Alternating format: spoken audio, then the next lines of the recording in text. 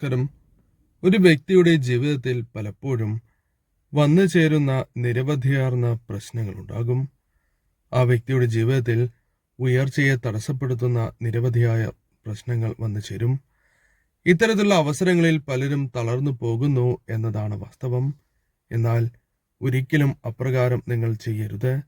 ഭഗവാനെ അഥവാ ഇഷ്ടദേവതയെ അടിയുറച്ച് വിശ്വസിച്ച് മുന്നോട്ട് പോവുക.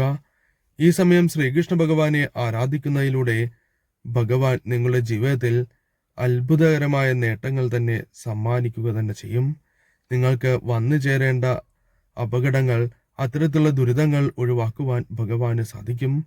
അതിനായി നാം ചെയ്യേണ്ടത് ഭഗവാന്റെ ഈ അതിവിശേഷപ്പെട്ട നാമം നിത്യവും വിളക്ക് തെളിയിച്ച് 108 തവണ ജപിക്കുക. നാമം ഇപ്രകാരമാണ്: ഓം നമോ ഭഗവതേ വാസുദേവായ. ഭഗവാനെ മനസ്സിൽ ധ്യാനിച്ചുകൊണ്ട് ജപിക്കും.